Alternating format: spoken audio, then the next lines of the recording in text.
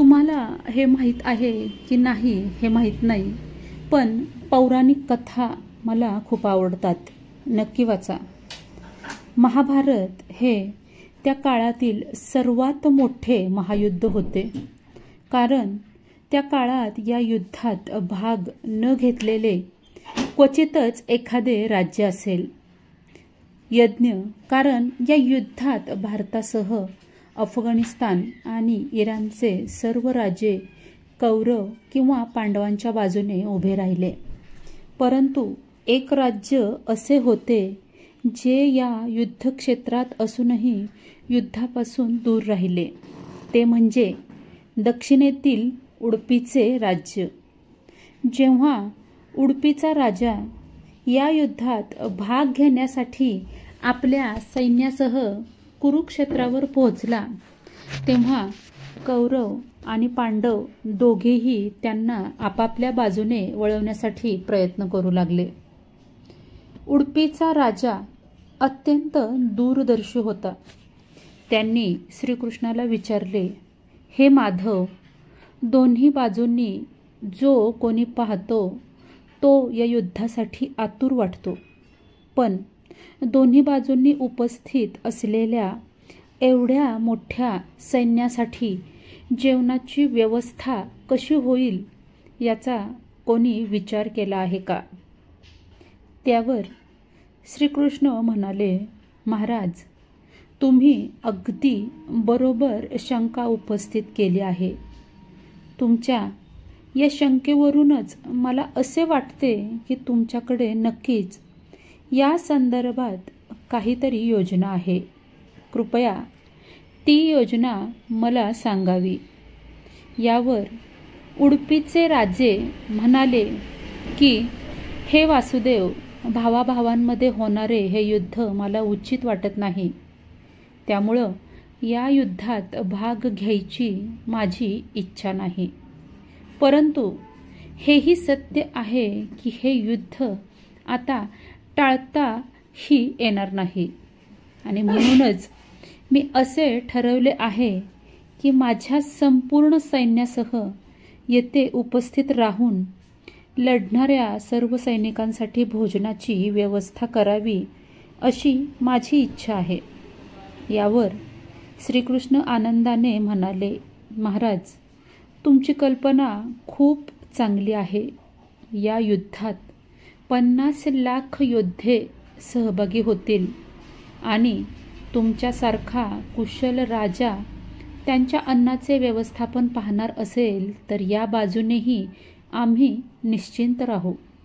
मला हे सुद्धा माहीत आहे की या विशाल महासागरा एवढ्या मोठ्या सैन्याच्या अन्नाचे व्यवस्थापन भीमसेन आणि तुमच्याशिवाय कुणालाही शक्य नाही.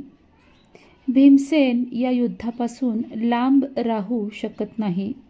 म्हणून मी तुम्हाला विनंती करतो की तुमच्या सैन्यासह दोन्ही सैन्याच्या भोजनाची जबाबदारी घ्या. अशा प्रकारे उडपीच्या महाराजांनी सैन्याच्या भोजनाची जबाबदारी घेतली. पहिल्या दिवशी त्यांनी उपस्थित सर्व योद्ध्यांसाठी भोजनाची व्यवस्था केली. त्यांची कार्यक्षमता इतकी अफाट होती की दिवसाच्या शेवटी अन्नाचा एक कणही वाया गेला नाही. जसजसे दिवस सरत गेले तसतशी योद्ध्यांची संख्याही दिवसागणिक कमी होत होती आणि दोन्ही बाजूचे योद्धे हे पाहून आश्चर्यचकित होत होते की प्रत्येक दिवसाच्या शेवटी उडपीच्या राजाकडून एकही अन्नाचा कण वाया जात नाही. तर त्यांना हे कसे समजते की आज एवढ्याच सैन्यांचं भोजन बनवायचं आहे?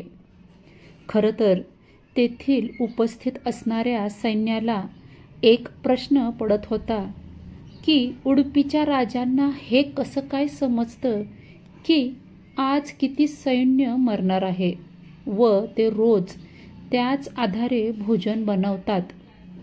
एवढ्या मोठ्या सैन्याच्या अन्नाचे व्यवस्थापन करणे हा खरं तर एक चमत्कारच होता आणि अन्नाचे एक दाणाही वाया जाऊ नये अशा पद्धतीनं नियोजन करणं हे सुद्धा एका चमत्कारापेक्षा कमी नव्हतेच. अखेर युद्ध संपले आणि पांडव जिंकले.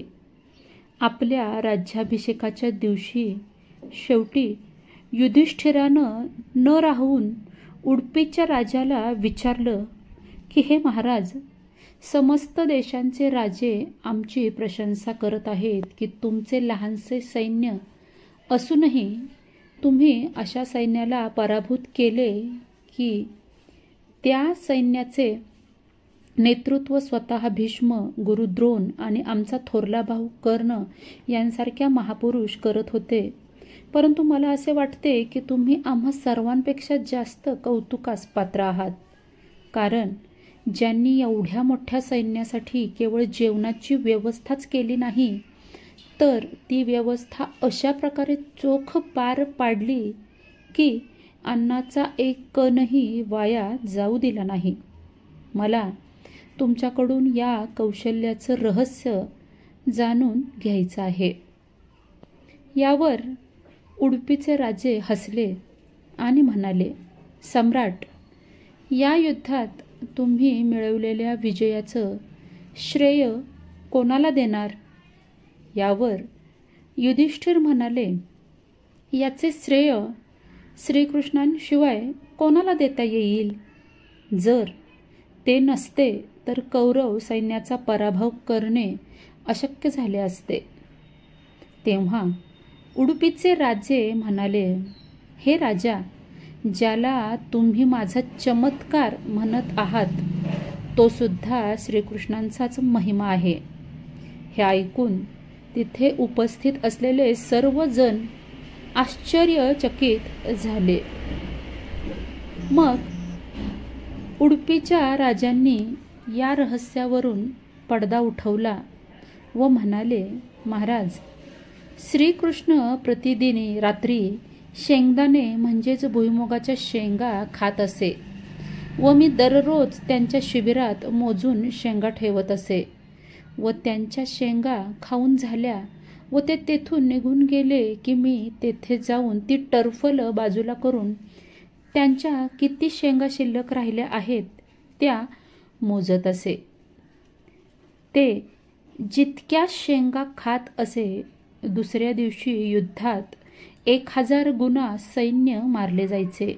समजा त्यांनी 50 शेंगा खाल्ल्या तर दुसऱ्या दिवशी 50,000 सैनिक मारले जायचे व मी त्याच निकषांवर दुसऱ्या दिवशी भोजनाची व्यवस्था करत असे आणि त्यामुळेच कधी अन्नाचा एक कणही वाया जात नसे.